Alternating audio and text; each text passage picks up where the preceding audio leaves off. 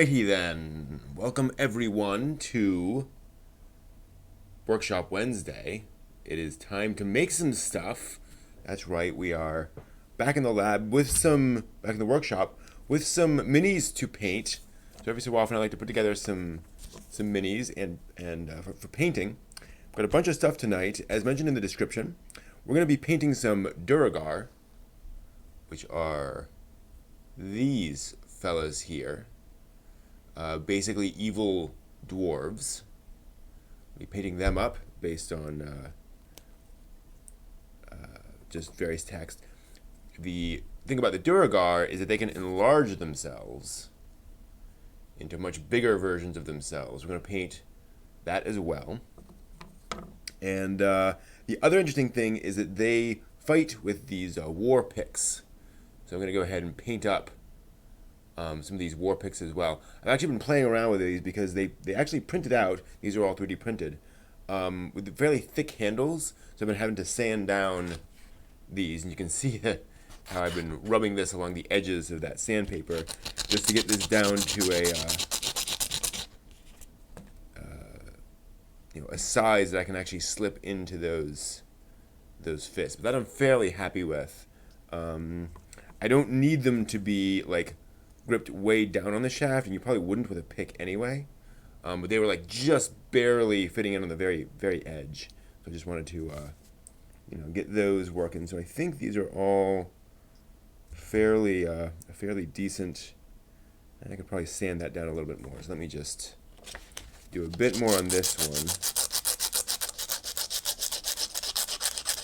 Again, my goal here is just to make this so it fits in their hand in a way that doesn't wobble. Just don't want wobble here. I broke it off. Dang it. Okay, well, that's a shame. Okay, I'll just make another one. But that's fine for now. I also have a couple of other miniatures here. Some sort of generic villagers. So we might paint those up while we're there. Just general sort of villager characters. Depending on how much time we have and all that stuff. So let's get started.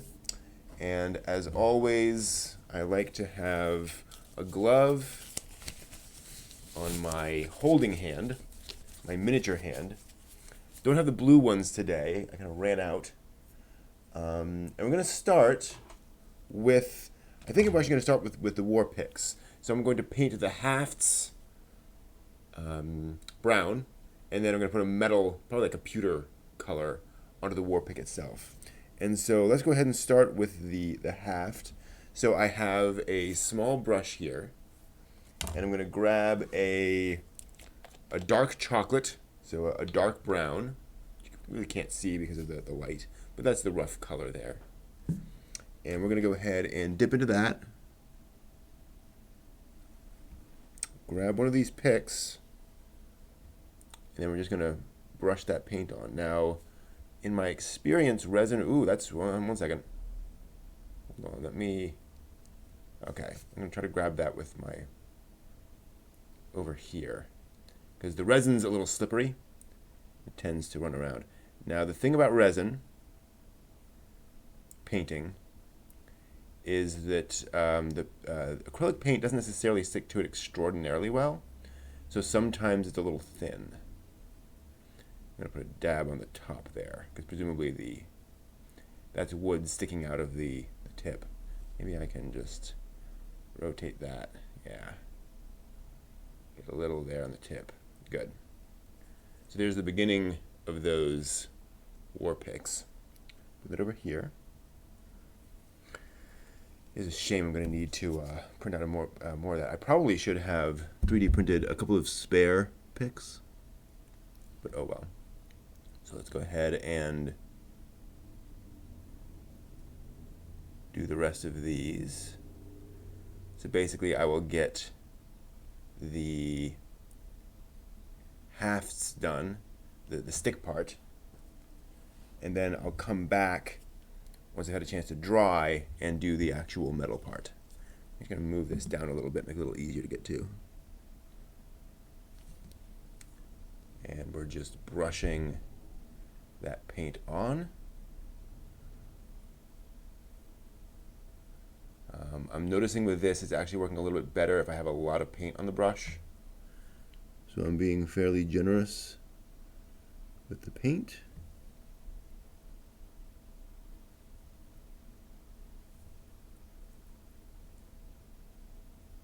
And we'll get that tip painted.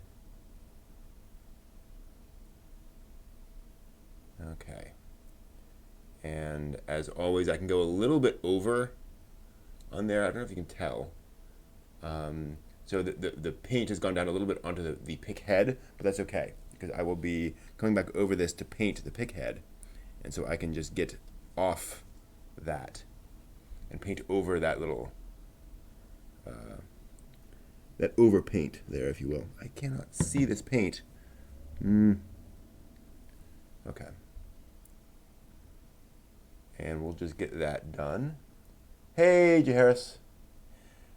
You definitely should not trust duergar. Duergar are not trustworthy in any way, shape, or form. And that's how I plan to play them in this game. They're going to be nasty, duplicitous, untrustworthy creatures on the main. Although I'll probably play them as just, fundamentally untrustworthy, evil in a broad sense. That they will betray you if need be, but more because of their horrible, tragic past, as opposed to them being, quote unquote, innately evil. More as just people you probably don't want to spend a lot of time with, but you could, in other words, I don't want to play them as chaotic evil, as characters who will just slaughter you as soon as look at you. I want them to be a race that you can reason with, that retreats in battle. I guess one of the big things I want to make sure that they aren't just, random bad guys. Okay, so I'm looking at the art now. They tend to have this blue-white skin. Certainly, I'm looking for something paler, relatively pale, though I could go with sort of a darker skin, sort of a, maybe I'll go with like a gray skin. I like the idea of a gray skin on these guys. And then for their stuff, so these minis, there's nothing particularly notable about their outfits. So just sort of general shirts. They have some like shoulder pieces, so I might just paint those now that I have the brown open. And then they're gonna have probably like a mail shirt, like chainmail shirt. So I'll see what I can do there. I might like mix a silvery color with like a blue to make a chainmail-esque color. And then leggings of like a brown or something. Maybe this actually shows like a dark blue. Yeah, they have like dark blue and black clothing. Ooh, I like black clothing. Let's do that. Yeah, I think black undergarments, if you will, black base clothing. And then, like I said, it's sort of silvery for there. And then we'll go with just white beards, which we may just color up. And then the shield will be of metal. Okay, so I know I want on these guys. And let's go ahead and zoom in. Actually, I think I can do that this way. Can't I? Maybe not. Ooh, that's not happy.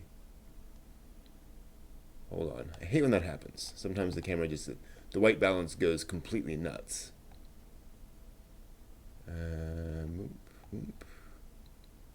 Exposure. All right. We'll just set the exposure. Oops. Hold on. There we go. I think there's a way. Yeah, I can just. Okay. We will stick with that for now. So where's my? There we go.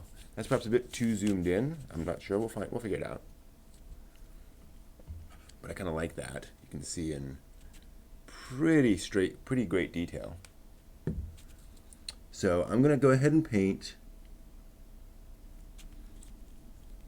these shoulder pieces. Just get some brown on there.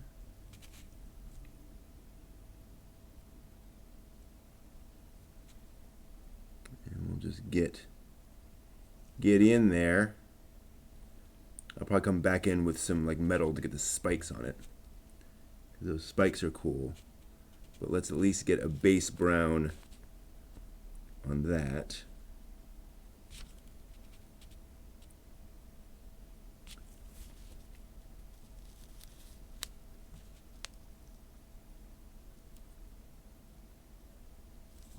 A little hard with that arm there, but I think we can do it. Okay. I don't think I have to come back to some of these things. We have these, these, see these pads on the side? Let's make sure we get some paint on those. I'm not sure what you call those. But it's like armor on your legs. And those look like it's just plain old wood. I do wish, and this might be a thing that I do one of these days, is do a couple of different like poses for these minis. Like if you're gonna have minis, and you're gonna 3D print them, you might as well have a couple of different variations, because it's not like you're paying more for that. They're all gonna take about the same amount of time to print. That's those. Let's also do the boots. I mean, the boots are gonna be a brown, right? Your typical brown boots. And then hopefully that with the black underclothes or the basic clothes will be an interesting, not quite a contrast, but an interesting mix. Dark brown and black. Not quite the same color, but yeah. And these resin minis are a little more slippery. It's a little easier to drop them, so don't be surprised if something just goes flying out of my grip. That is just the nature of these things. Definitely need more paint on that brush there. We'll go in.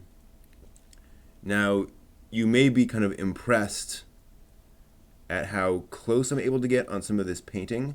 That's not me, that is the brush. That is the fact that I'm using a very small brush allows for really tight detail. I would not be achieving that with a large brush. It's one of the big sort of tricks I have, is just getting small brushes. I have an even smaller brush than this, I do believe. Okay. So there are the boots. And again, trying to make sure I get it fairly deep in there. Okay. So there's the brown parts, which are kind of black on camera, of the duergar. So Jay Harris, if you're still watching, do you always play elves, or is that just your current character? Because I'm kind of one of these variety players where I'm playing different. I don't have like one standard archetype, although I totally appreciate folks who do. I kind of like that idea of consistently playing. It's not exactly the same thing. Then kind of a thing. It's almost like the one thing one does really well. The one thing one has really kind of figured out how to nail, that one archetype, whether it's the rogue, the tricksy rogue, or whatever. I think that's cool. Okay. But yeah, I'm personally a variety player. Okay, get up in there. And then those shoulder pads, big old 80s shoulder pads with spikes, because what's better than a shoulder pad with spikes, right? Big old spikes to hurt your enemy. Okay. So there's those. Get a little bit more on the edge. And then we'll go ahead and do those boots. Now, because I have a bunch of these minis, this is going to get a little tedious after a while, maybe. Just doing boot after boot after boot. So what I might do is, after I do a few of these, go back and try something else. Because one of the nice things is, because I'm using a base color, this dark brown, I can always come back and use more of it. I can always do another mini in these colors because it's not like a particularly mixed color that will dry out, or I won't be able to get exactly the same shade on the next mini. So I don't feel quite as locked into saying, okay, I gotta get this color down all the way on all the minis. Although also on the other hand, varying the color is kind of realistic, right? You're not gonna have a whole bunch of baddies all with the exact same, type of boots or whatever. Actually, just for some variety, let's go ahead and paint up this guy. Get him going.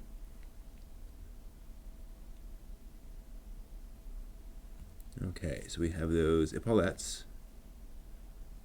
Lay it on nice and thick there.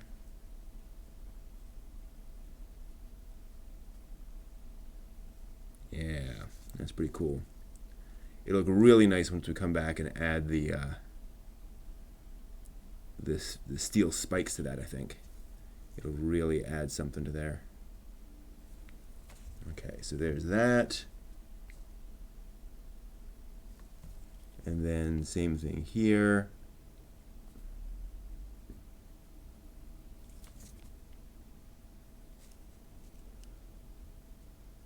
Okay. Get the edges. I want to make sure you really hit all of it, because it's easy to forget like the sides, things like that, basically corners and such. Okay, kind of underneath there, I think I can get some of that. Cool. Same thing on the other. Need some edge work there. Hopefully I can do it.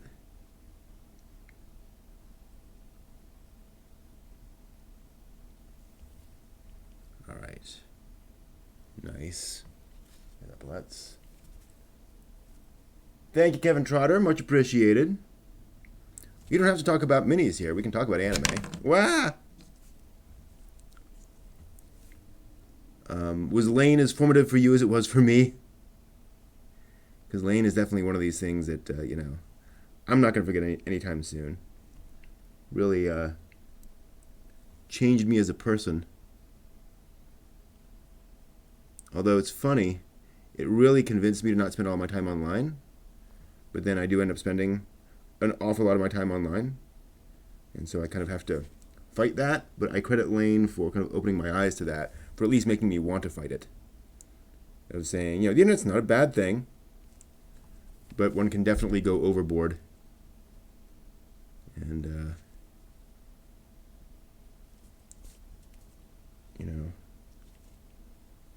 spend all your time on dreams on the digital world as opposed to the real one. I actually had a neat experience. One of the students in my class, on her laptop, she has one of those stickers on the front of that. And the sticker I looked at and I was like, that looks like a Digivice from Digimon. And when I've been asked, and sure enough, not only is it that, it's her favorite season is Tamers, written by the creator of Lane. Videos were big insight. Good to hear. Yeah, I always felt that Lane was one of those shows that once I dug into it, there was a lot of information out there in various bits and pieces. The folks had said, oh, I think this means this or that means that. And so making those videos, I think, was really, really helpful to people, which is awesome because I want people to feel helped and feel like they have an idea of what's going on in that show. Not that you need to necessarily. But there are a lot of references. There's a lot of kind of aspects and elements of Lane. Yeah, Tamers is great. I mean, it's sort of the sequel to Lane, so. But yeah, Lane's one of those shows that is definitely sort of a mystery and an enigma. But with a little bit of explanation, it's like, oh, I see where they're going with that. Unlike a lot of other shows where it's like, yeah, there's technically a mystery, but, you know, you only need a few sentences and you're like, oh, okay, I get it. You know. Nailed it. Got it all figured out. Okay, cool. So there's that. They have belts too, but I don't think I'm gonna, you might be able to see it just barely there. I don't think I'm gonna paint that. I think I'll just leave that as like black and then we'll add something else in there. Okay, so we've got that so far. Do I want to do some more? You know what I think I'm gonna do? I'm gonna do the rest of these in a lighter brown. I'm kind of done with this dark brown. Actually, I'm gonna rinse this off real quick.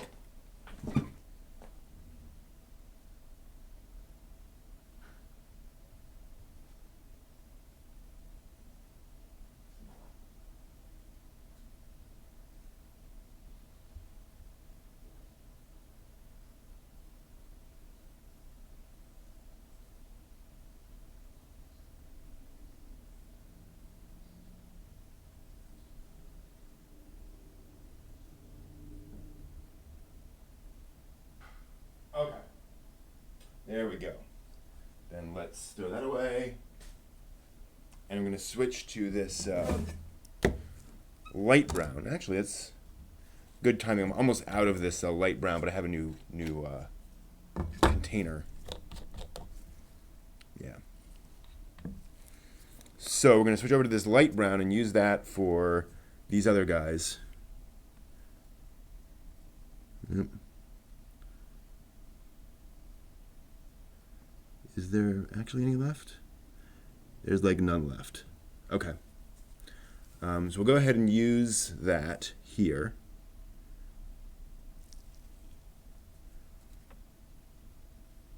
I always kind of hate to, ooh, I got a bunch of brown on his hair, so we'll definitely have to paint that up. Once I get going on a particular color, a particular thing, I kind of hate to stop. It's just a me thing. Hey, Brandon, you gonna play Gundam Battle Operation 2? Probably. I definitely like the idea.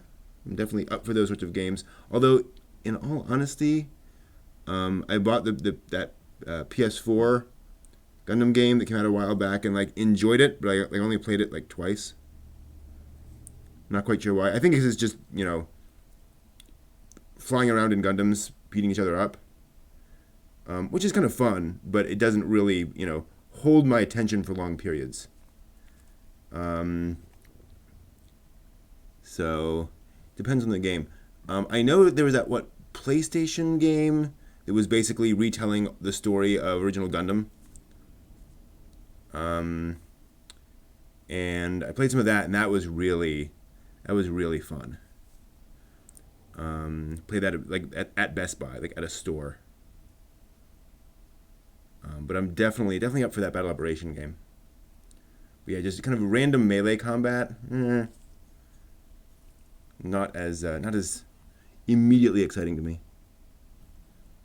And again, not saying it's a bad thing. Just I need a little bit more to pull myself back to it. And there's so many other games out there to play too. So I'm just not good at focusing on an individual game at this point. And I should be. I need to get better at that. Just kind of general focus. Okay. So there's that brown. And again, the nice thing here is we're kind of, now that I've got this down, now that I'm figuring out what I'm doing here, I can kind of run through this paint job pretty quickly.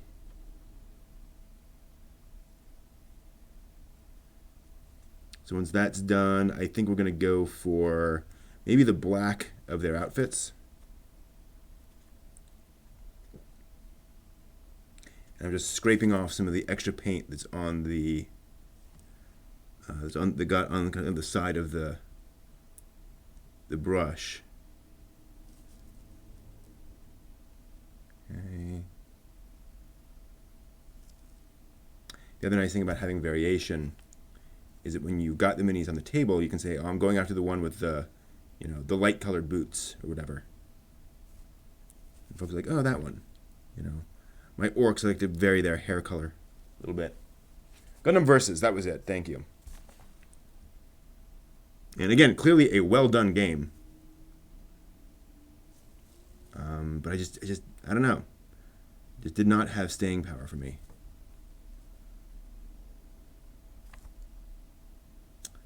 I think also I'm just not a Twitch player very much. Like not Twitch the service, but Twitch as in like, having the thumb and finger controls to be able to really do very well with that kind of stuff. I just did not grow up as a console gamer. So that was kind of frustrating that I kept, I could do fairly well, but that I knew that was because I was just kind of button mashing and hoping things worked. So that's all on me. I would just need to get good at that. But I just wasn't. So one of those unfortunate things where it's like, I'm sure if I were probably in like a different place where I could just, come home and like that was my thing, and I would just spend an hour or two just playing that and getting better at it, I could really have a lot of fun with it. But I just wasn't. That wasn't what I was doing at that moment when that game came out and became available. And then it kind of sat there mocking me ever after. Why aren't you playing me? Yeah, well, I mean, they've been marketing them. It's just, I think the audience for that is also limited. Like, I don't know how many people are ever going to spend lots of money on Gundam games over here in America. It's just, that group is and always has been small. It's growing. But until and unless they come out with a Gundam that is really, really tailored to the American market, it's going to be tough. Although, I mean, Iron-Blooded Orphans certainly did well.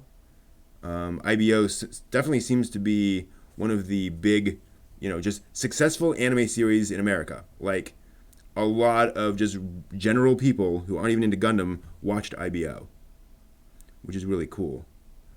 But then I don't know how many of them, I don't get a sense that a lot of them then branched out into other Gundams. I think they kind of watched that and were like, okay, cool, I watch Gundam now.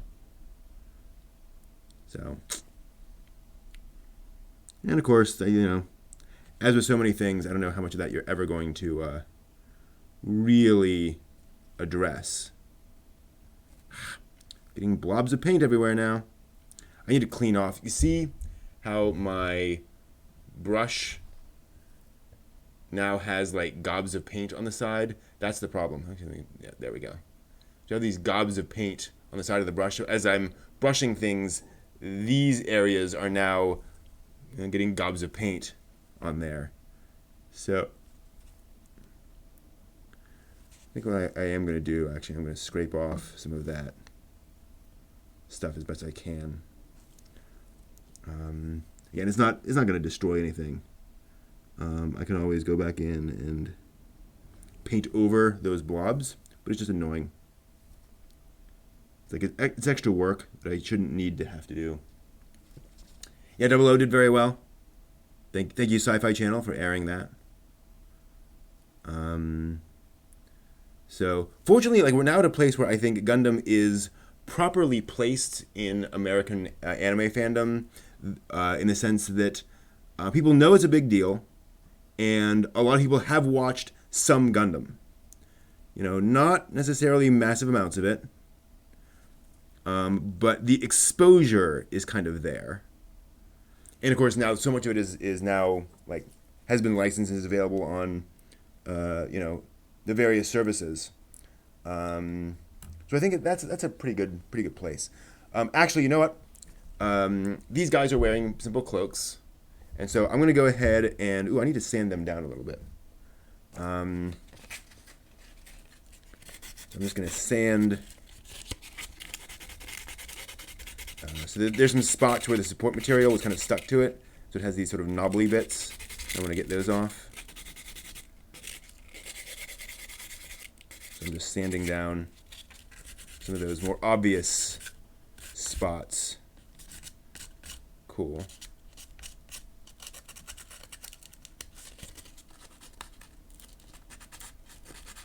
You can see how much that's doing to the sandpaper. I think that's a pretty big deal. Oops, sorry, I couldn't see that very well. So we just sanded off that. And let's go ahead and, I'm just going to slap a bunch of brown paint on this. Brown might not end up being the ideal final color for him, but I think as a base, and this goes into my larger idea that when you're painting up stuff like minis or whatever you're doing, just slapping on some color will at least differentiate it and make it look, distinctive and not just like a plain figure. And that goes a significant way towards making your minis feel, loved and useful. They don't all have to be pretty, but just that one step. Got some clumped paint there. Will really communicate to anyone playing or anyone around that, oh, okay, there's a mini, right? There's a guy wearing sackcloth. You can always go in and tweak from there.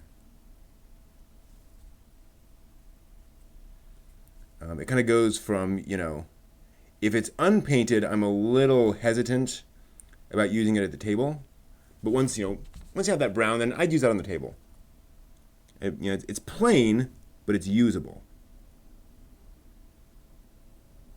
And I'll go back and paint in, skin color and such. But this is now feeling like a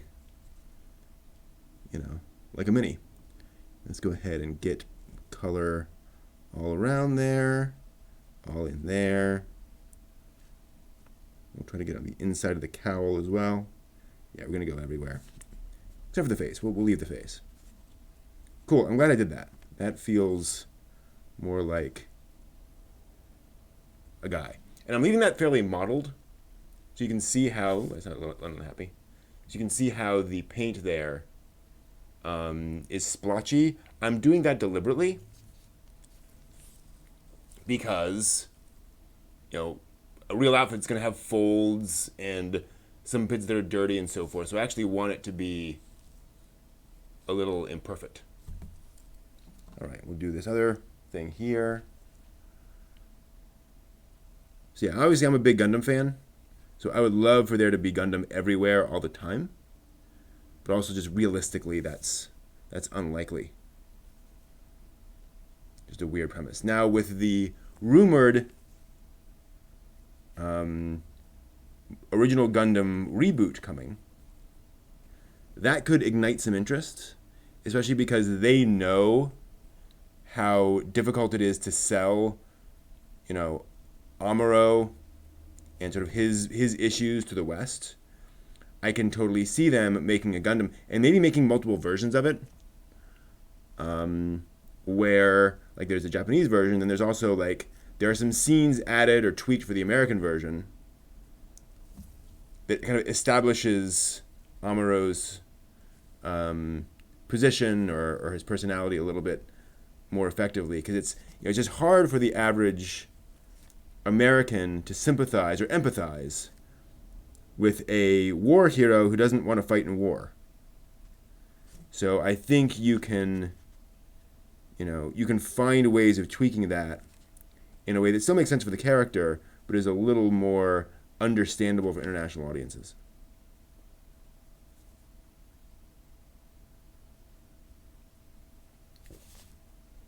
Here's hoping. Take a break when you went from UC series and burn. So halfway through the Double Zeta. Oh, I'm sorry to hear that. Double Zeta, I totally understand why you would burn out. I empathize. But there's some great stuff later on in that series, especially like right at the halfway mark, when you have the when Judo infiltrates the Neo Zeon base and has that interaction with what's her name, Haman Karn, and it's the big middle of the show break episode where like everything suddenly goes to pieces, when it's the end of season, storyline basically around episode 26.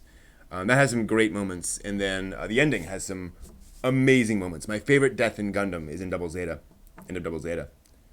Well, at least my favorite like, piloted death, mecha related death. All right, and the oaf will also have some clothing or whatever, but I'm fine with that. Okay, so I'm glad we did that. We now have our brown. And yeah, and I took a break. Like I certainly have issues with certain Gundam series where I'm like, that just didn't really work for me. Or where certain shows I'm like, I want to get into that, but I just haven't gotten to it yet. So, like I said, I want like a pale gray color for their skin. So I think I'm going to go with gray.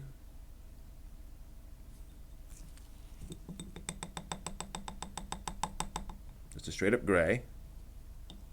And then I'm going to mix into that some white. White. I might even add a little blue. We'll see.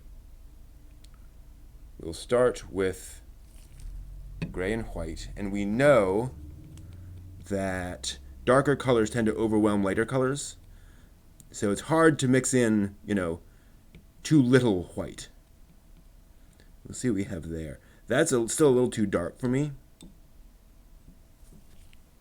So let's add in some more white.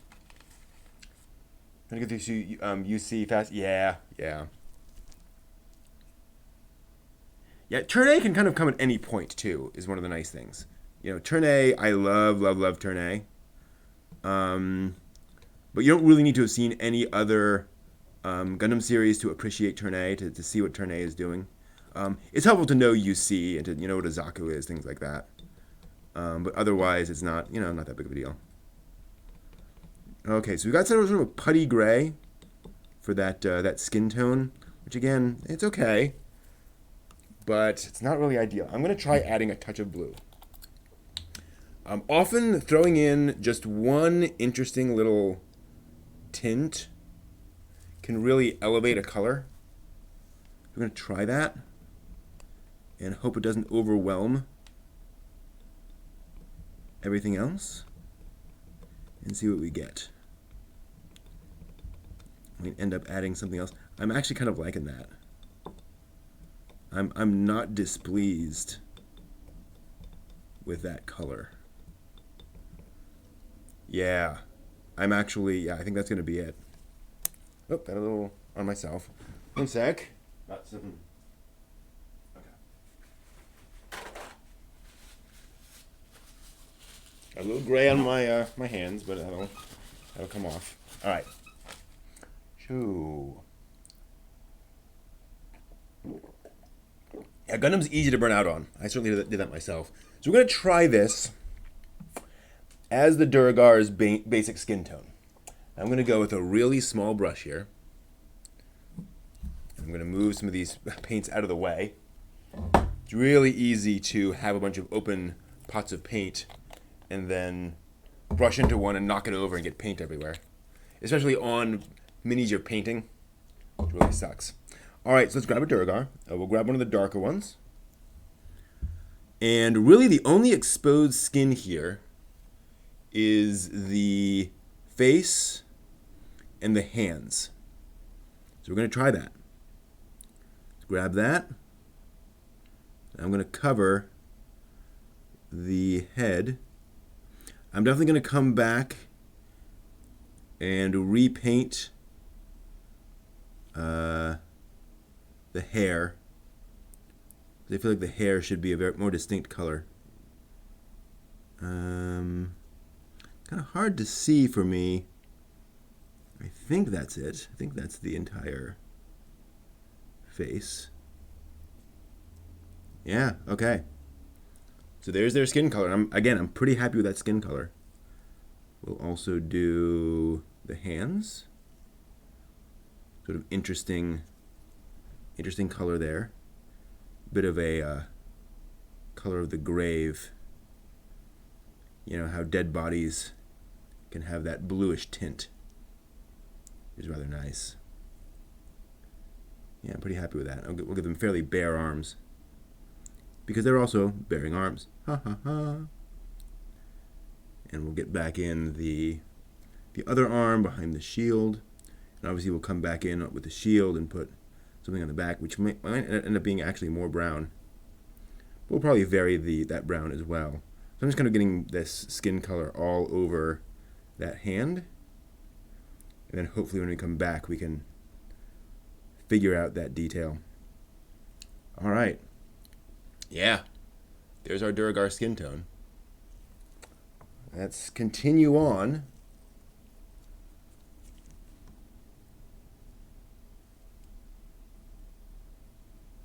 So we'll have this skin color. We'll have the white for their beards.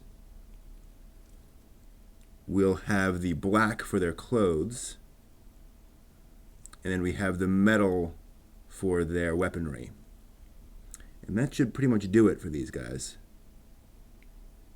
Definitely would not mind adding some extra variations there, but again, as an initial paint job, I think that's going to work pretty well.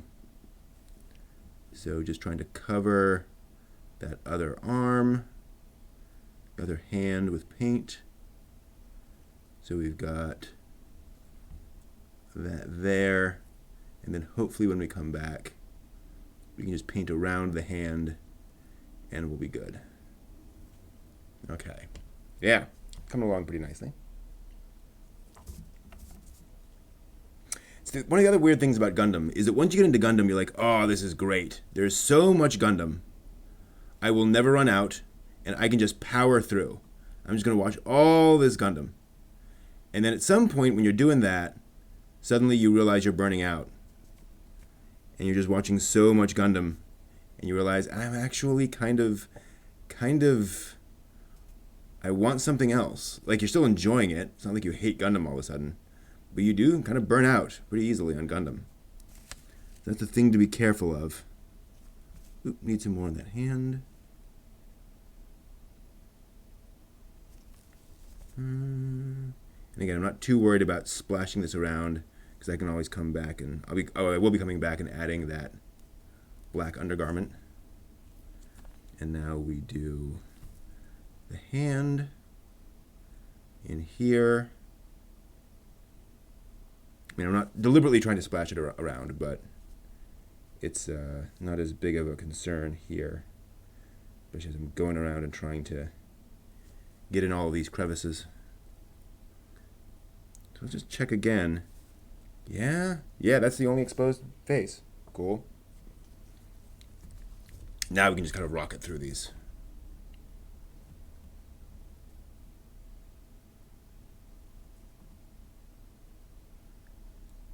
Yeah, Turn A is a lovely show. Turn A Gundam. Music's amazing too. I actually made a Turn A reference in class today. I was making a list of songs, and my list of songs was a list of tracks from Turn A Gundam, which I'm sure nobody got because it was just, Back to the River by Yoko Kanno, Felicity by Yoko Kanno. Like, what? So that was my little nod to Gundam. The other thing about Turn A, though, is it's a very weird show. Like, it's a very it's not a traditional Gundam series. So I think a lot of folks get into it and they go to Turn A and they're like, oh boy, this is going to be it. This is going to be like the ultimate Gundam series. And it's like, nah, actually, it's kind of the ultimate non-Gundam series in a lot of ways. It's just very different. And, again, very deliberately so. Tomino was very much making his own statements there. Big Mecha Phase. Macross more enjoyable marathon. I can see that. Yeah, that totally makes sense. Macross just has... and Macross has the variety, right? Where you've got... Macross 7 is not exactly the same as original Macross. Very different tone. Very different take on those things. I mean, obviously it shares elements, but, original Macross, Macross Frontier, Macross 7, Macross Plus, all significantly different experiences. So it's easier in that sense because you got a lot of variety. And of course there's variety in Gundam, but it's a different kind of variety.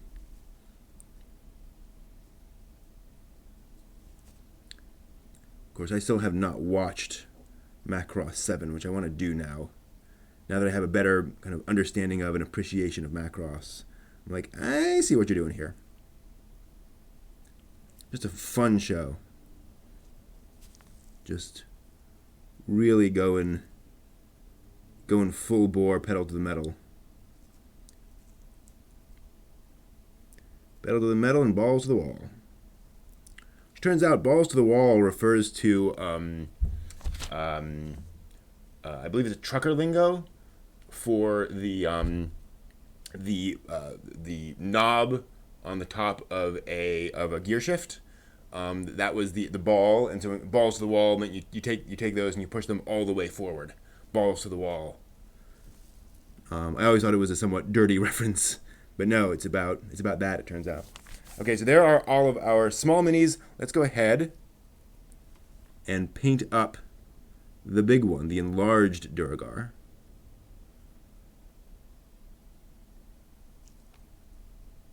I definitely also want to see if I can't do something here with the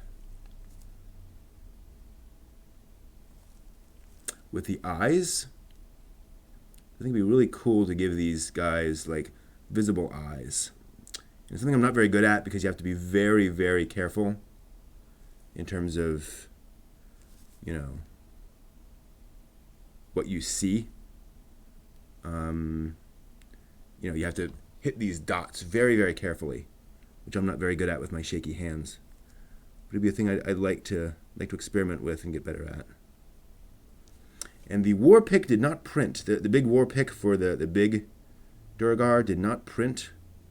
Like it just failed. I got a big glob of resin at the bottom of the printer. So I'll have to come back and see if I can't fix that. Disappointing. But also I can just, you know, I can print that anytime. That's not a big deal.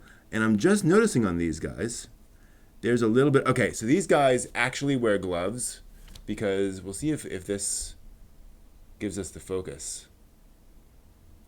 Yeah, you can see on the back of his hand there, right there, he actually has a metal or a wood guard on there, you know, covering his hand, which means he's wearing gloves. So these would not actually be barehanded, but I'm going to say, I have decided that duergar fight barehanded because being in the underground dwellers, they like to feel along, you know, the corridors, and they work with their hands a lot. They are very, you know, hardy and dwarven stock.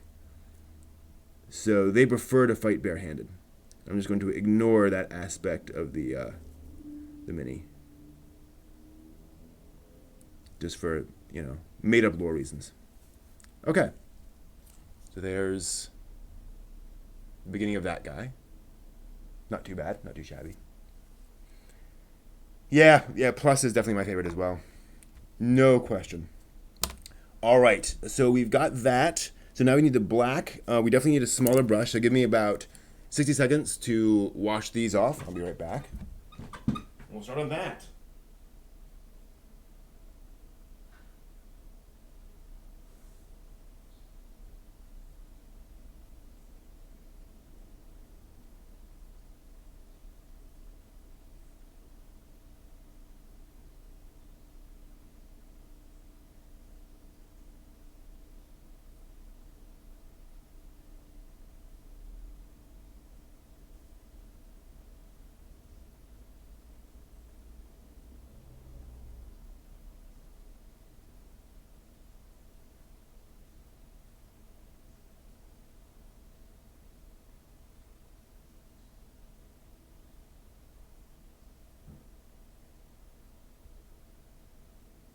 Okie doke. Good.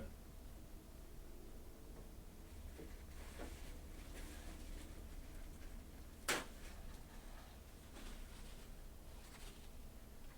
yeah, Kevin, I don't know if you know my experiences with 7, but I tried 7 back when I was really getting deep into anime, and I'd seen Macross Plus, and I'd seen like enough of Robotech and such to understand what Macross was and kind of the tone of that. And I went into Macross 7 thinking, okay, I'm going to get more of that kind of thing. And I saw that first episode and was like, what is going on here? Why is this so goofy? Why are there these, you know, ridiculous, you know, why is this, you know, essentially hair metal band in the middle of Macross? And it wasn't until much later when I went back into it and talked to folks who loved 7 and was like, what's the deal? And they're like, oh no, it is a goofy show. It is meant to be a goofy show. it has its seriousness and so forth. It is a lighthearted romp. All right, so I'm just going to go with straight black, I think, for their clothes. And let's just do it. I think I can get away with the slightly larger brush because I have a lot of areas to fill. And I did we didn't have too much of a problem before. So let's give that a try. Okay. I'm going to be fairly careful with how much paint is on my brush. I'm just going to kind of go for it here and just kind of blob that paint. Yeah, I'm pretty comfortable with just making black this undercolor, and then if I really want to, coming back in and adding some variation there. But I think this is just going to be a black base here, kind of everywhere.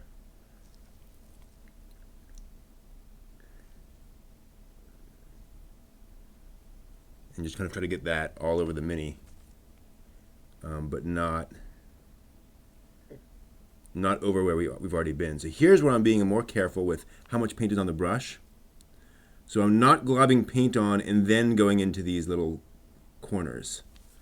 I am using the globs of paint on the large areas, and then as I use up the paint on the brush, I'm going towards those smaller areas. I've already got some black paint on the beard, which is a little annoying because I know that's going to be hard to paint over.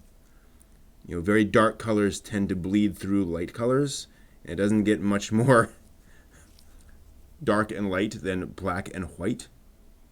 So, oh well.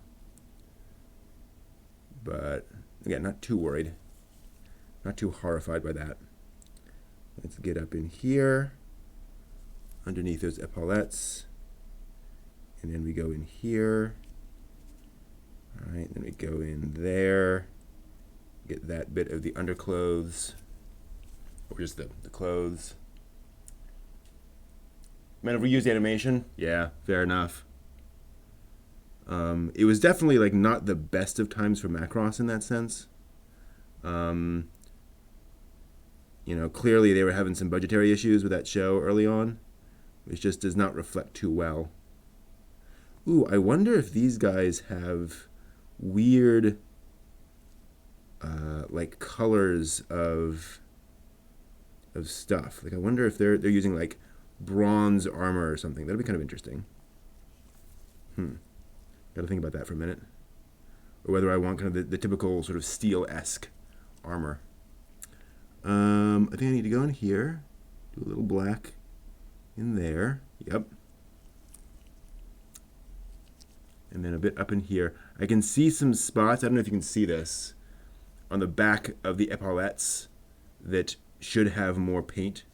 So I might go back in at some point and just give those that extra edge that I missed before. Go back and get the neck. Okay. Cool. So there's the, a duergar with the basic underclothes. Again, not at all unhappy with that. Let's go with the darker one. So we started with that dark brown. We'll see how much that affects things.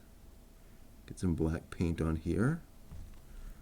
So again, I'm slathering black on the large areas while I have a lot of it on the brush.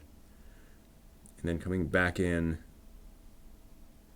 to those other areas as I'm getting that off of the brush.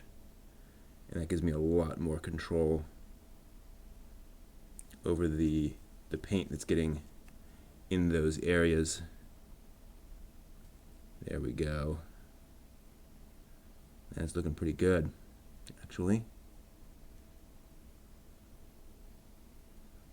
And can we get up in here while we're at it? We can. We actually can. Imagine that.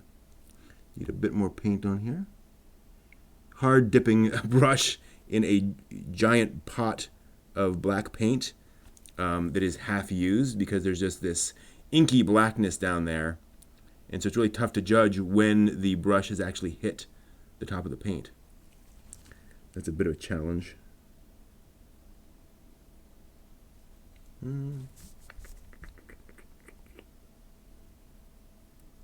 Get up in there. Get all up in there.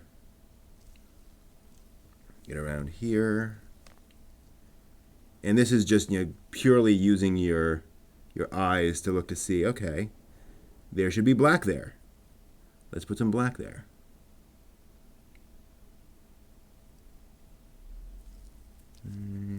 Yep, we need some down in here. And sometimes it really helps to just rotate and spin that mini. Make use of all your angles in that. And this keeps rolling near me, so I'm going to get that out of the way. Okay. Yeah, I think we've got a good amount of black there. That's looking pretty good. Oops, got some black. Look, getting black all over me. All right, time to switch that thing. Do I have a switch? I do indeed. Yeah, I'm looking forward to Daemon X Machina. Every time I see that game, I'm like, yes. In fact, I played the demo, and it was, it had its like technical issues, but I'm reasonably confident that those are typical. Oh, I can't even get this on. Yeah, okay, hold on. My hand's so sweaty, I need to keep this out for a moment. Yeah, Daemon X Machina looks wonderful, and that demo was fun, assuming they get those technical glitches sorted out.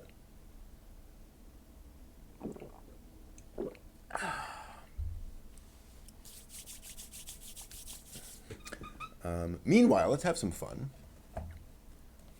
and switch over to our Mega Duergar, our Mega Mini.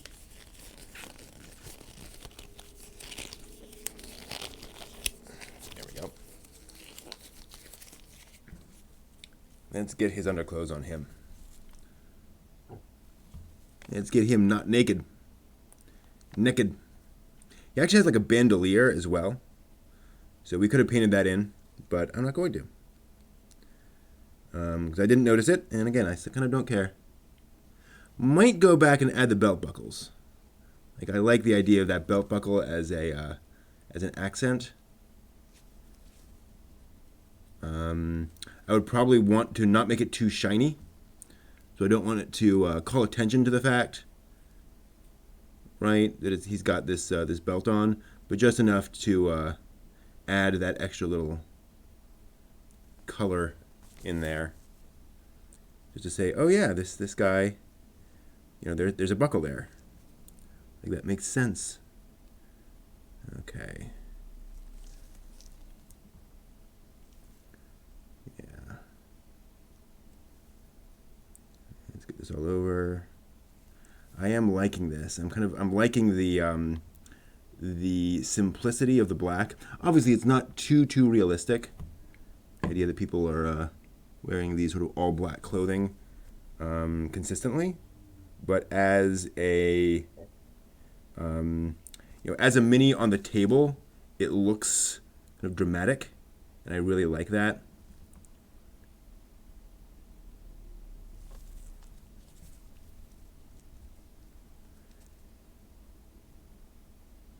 You look at that and you're like, wow. It feels kind of menacing in a cool way. See if I can't get under here. Again, trying to be very careful. See, I've got that. Yeah, okay. Need to get some of these blobs of black off of the edge of my brush. So I can go back in there and get that done. Your demo came out today. Okay, cool. I will download that demo, because I'm very curious as to how Daemon X Machina is working out. And that looks like one of those games, too, where even if it's kind of chunky and cheesy, that's okay. Like, I don't need that to be a masterpiece. I just need it to be fun. I need some story. It can't just be, completely random combat or whatever. But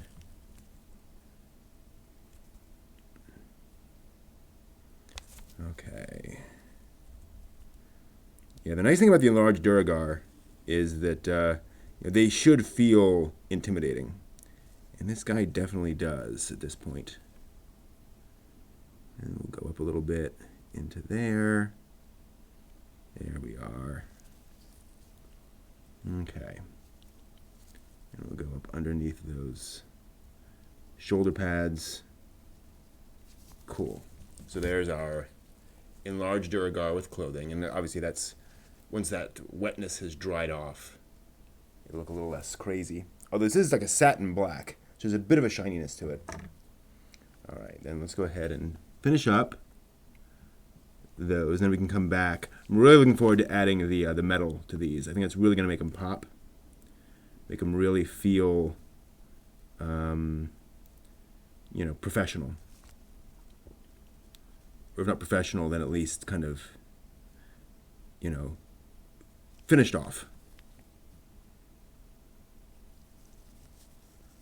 Get around there. New Armored Core game, yeah.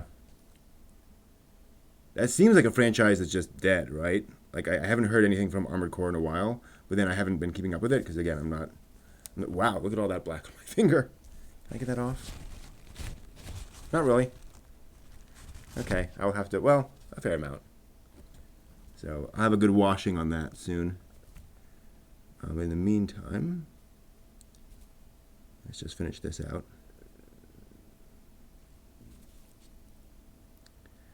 Yeah, it's weird. I try to distance myself from kind of the gamer community, just because of, you know, being a geek and being kind of gamer adjacent, video gaming adjacent. I hear and see so many horror stories about some of the ways that some people in that community behave, that I'm like, yeesh. Like, I don't know how much I want those people, you know, on my channel, frankly. And obviously, it's a minority. It's not everybody, but it is one thing I have to kind of be concerned about, is how much do I court those, you know, that segment of the population? How likely am I to get some really problematic people?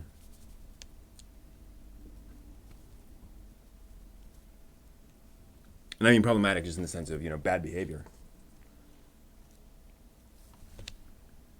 You know, not just like, they believe different things, how could they? But just, Okay.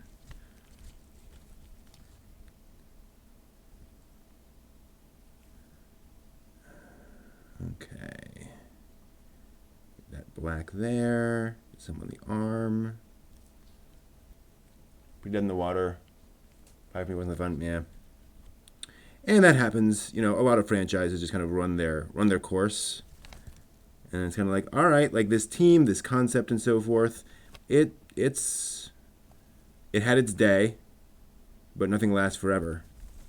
And we kind of need to allow that to pass into Valhalla. And just let it be what it was, and not try to keep it alive forever. Not try to pretend that that we can do a bazillion amazing games in this franchise.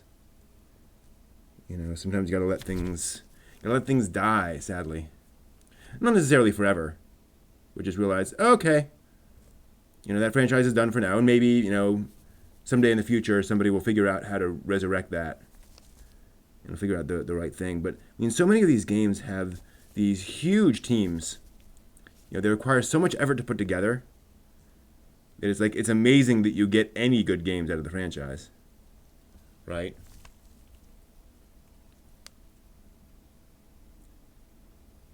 So it's really hard a lot of times. All right, one last coat of the black, and then we can go on to our metal. Actually, I might come back also with the brown and get some of these edges that I didn't get before. Kind of be nice to get those things finished off. Although maybe not. I don't really need to. Like, I can always come back later and add those in. You know, finish off those brown bits. Not really critical that I get that right in the here and now. It's more of a detail thing. But yeah, I'm definitely happy with how this black is going on. Might do some variations here at some point, but overall, a lot of black on the brush there. I'm going to get some of that off.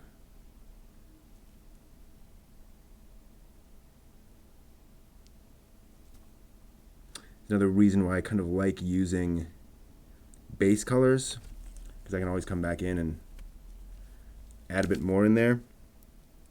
I don't feel like I'm cheating. I don't feel like I'm gonna get a completely different color. Well, as I said earlier, that's also just part of it. Yeah, I mean, yeah, people can just be toxic, but you know, the stuff I see in you know, it's the coordinated attacks on people that I hear about from the gaming community. You know, anime fans generally don't dox people, right? It's that kind of stuff. You know, they'll come and scream and so forth. They'll be extremely socially awkward. That's definitely a thing. But that level of, you know, attack on people is just really, really scary. Alrighty. So now we need to do, as I mentioned, the metal bits, and I'll come back in and add the beard bits. But the metal I want to focus on right now, I'm going to go with this pewter, which is sort of an not quite a shiny metal. And part of the reason I'm doing this is I feel like these guys are, oh, totally, yeah. The doxing is, you know, 14-year-olds who feel like power, and we've had that for plenty of time. But the nice thing about the pewter is, since these are underground creatures, I figure they don't want to shine things really reflective and bright, because then they'll interfere with their vision, right? You don't want really bright stuff underground. Everyone's used to these sort of dark environments, so I'm going to go with this this pewter color. And let's just go ahead and grab one of these guys, and we're just going to do the shields, basically. Do we have? Oh, and also the picks, of course. So let's just go. That's the black. Dang it. You know what? I think I'm going to go ahead.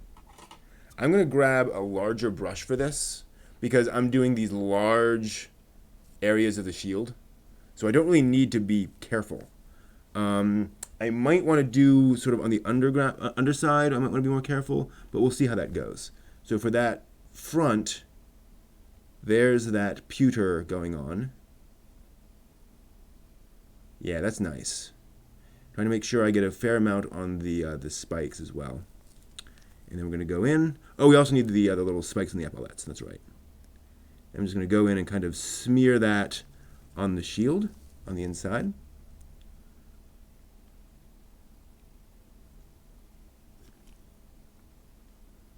Obviously trying to be fairly careful there. There we go. Yeah, I'm okay with that. And then I'm just going to take this very carefully and just kind of brush it along the top of that. That didn't work very well. Okay, there we go. I'm just kind of dotting some metal on there. Yeah, that's okay. So we got some slight weirdness on the epaulettes. Some areas there where it's I have kind of some smears of the metal, but we can pretend that there's like a metal plate there or something maybe. Let me try that again here. Just little, there we go. Just being very careful to brush along the very top of that. It wants to go everywhere. Yeah. That's nice. Just a little bit of it here and there. Okay. And then the shield. This might do with a second coat on the shield itself. I'm not sure. I have to spend some time with it. See how well that dries.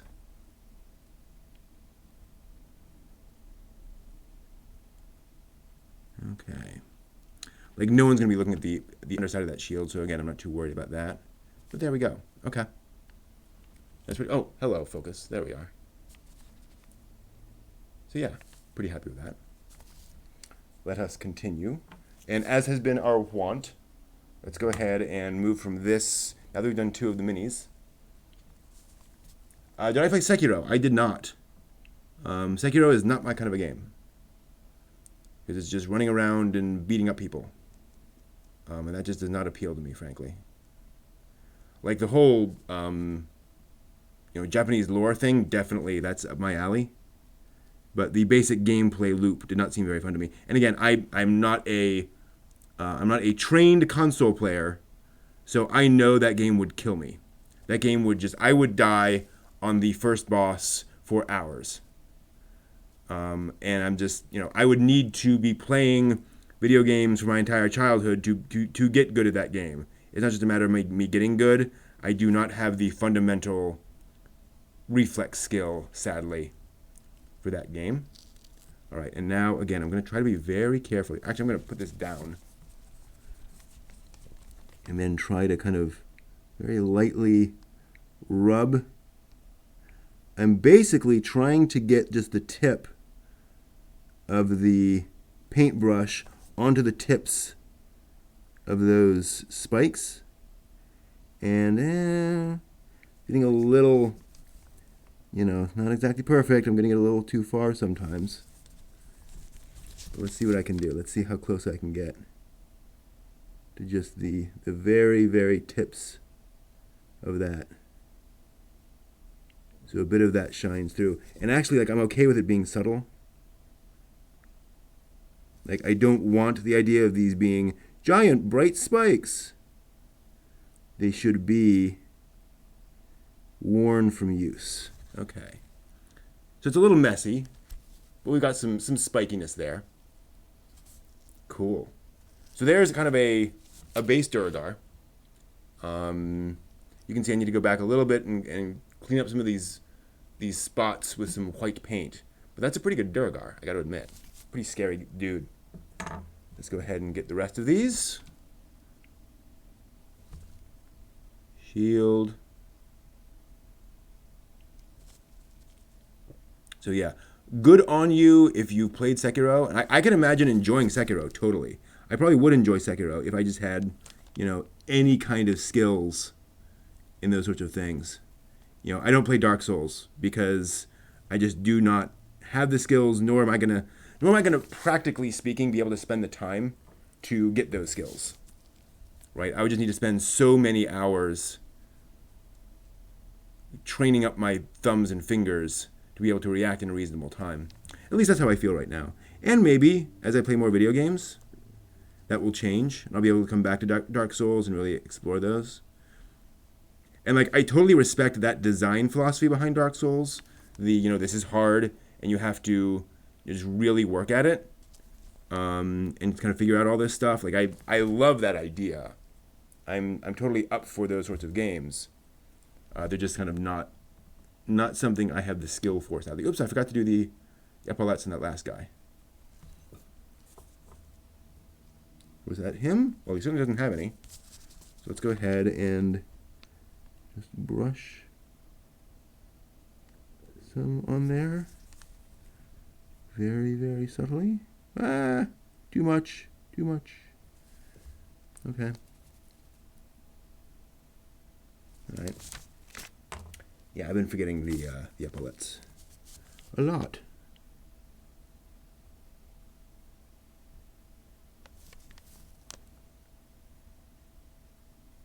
Oops, sorry. Couldn't see that. So we're just kind of trying to brush along those spikes. Cool. That I'm fairly happy with.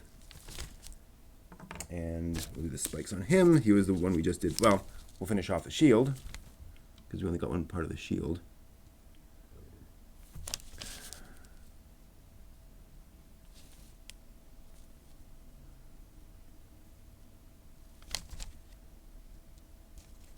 And then get those epaulets, trying to just barely touch the tops of those spikes. It's very easy to go too far in one's eagerness. But, okay. That I'm okay with. All right. And then we still have the war picks. So we're coming back to those war picks that we did at the beginning of the night. I'm going to grab those and just rub our pewter down those.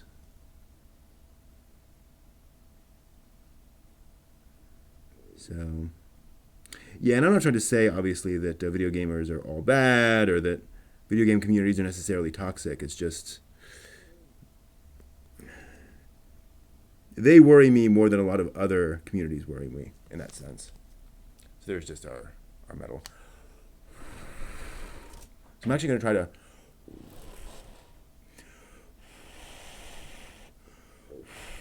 dry these a little, because if I just put these right down on paper, they're going to stick. But I don't know that I have much choice. So we're just going to have to live with that. And then maybe when I pick them back up, I'll have to, add a bit more paint on that side to recover. Add some more paint onto there. Oh, sorry. Bit out of the camera range. There we go.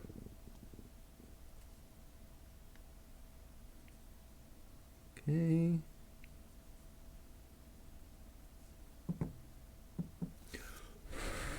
Ah, man.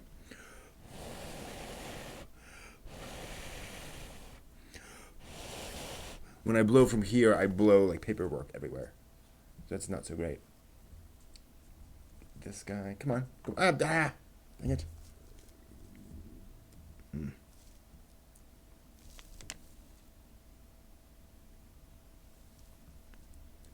Yeah. And it's weird. I mean, I would more expect anime to create weird, obsessive people who do weird, dangerous things than video games. I mean, anime has lots of problems with over-the-top violence and, sexualizing underage characters and so forth.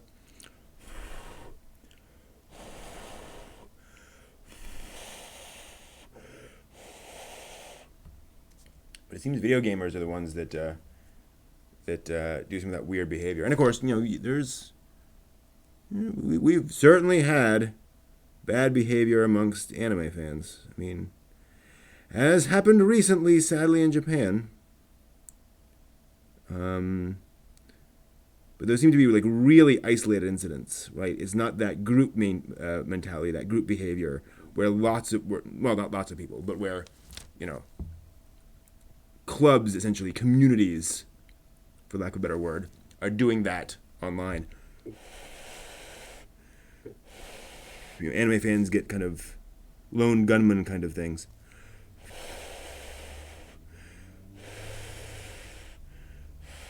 Okay. So there's that.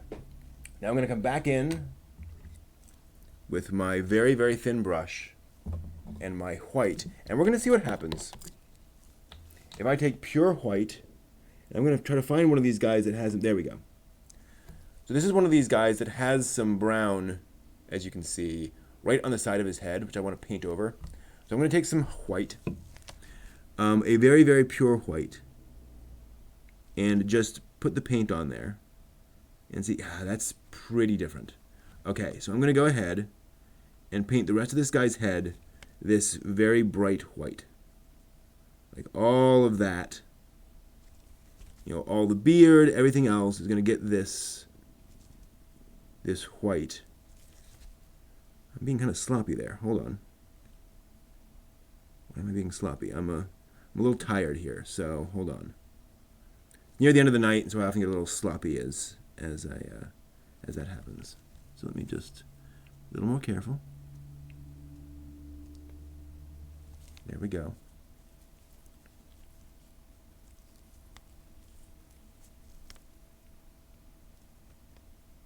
Look at that paint everywhere. Oh, and we got some on the top too. Huh.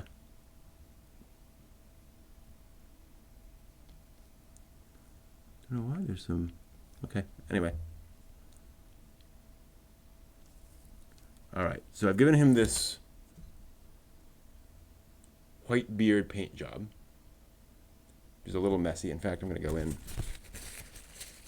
I got some kind of far up his face. I'm hoping I can wipe off some of it. Yeah, a little. That's okay. So what I'm going to do, I only have those on a couple of them, so I'm going to go ahead and paint these two guys the bright white and leave the rest of them with the natural white color, which is a little slightly darker than this. And that's just going to be a variation, you know. People have different colored beards, and these guys just have a, you know, a whiter beard than the other ones. That's fine. I could even do variations in different parts of the head. Like that's a thing. When I say I could, I mean that is a possibility. I've never done it before. But like that's legal, so to speak. Okay. We'll get some white in there. Cool. All right. So we've got that white dealt with on that mini. I'm happy with that. That feels good. Yeah, he's okay. Everyone else is okay. Cool. So that's that. We have the picks. We have our commoners. I'm not going to go ahead and take out the commoners right now. Basically, all I would do here is find is mix up some kind of a skin tone, some kind of a, you know, and there are obviously a lot of different skin tones, and I would just paint some of that on the inside of the cowl, just to give some variation there. So in the face, I would just give it basically just, you know, a color. If I could, I would put in little eyes, but that'd be really hard. And that's that. The duergar, meanwhile, are nice. Actually, let's take one that we didn't. There we go. So there's a duergar, all painted up with the black and the brown and the metal, which is pretty darn cool. I'm pretty happy with those duergar. That looks like what I'm looking for. Very exciting. Okay. Rise of Twitch and other platformers. Yeah, I think that's totally true. People get really worked up over those things, and it's just easy to copy. And because we have so little in the way of ideas of what proper behavior is online, right? People just kind of go nuts. All right. That will do it, I think, for us for tonight. Thanks, Kevin, for stopping by, and Brendan as well. Good talking with you. Hope to see you again in future episodes. We can talk more about this kind of stuff. As it is, I think that handles a... that's interesting. There we go. Oh, hold on. There we go. So you can see we have a fair amount of... so here's all of our minis all painted up. 5 of our duergar, 2 of our fellas. Our giant duergar, pretty cool. So yeah, thank you. And be back next week. Might be doing some more painting. I might be making some sweatpants. I will probably be stringing up the ball jointed doll that I 3D printed. I'm not normally into dolls, but a friend of mine is, and I got kind of challenged. I challenged myself to 3D print one, and so I'll be stringing that probably next week. Other projects coming as well. So yeah, thanks for joining us. Until next time, make more stuff.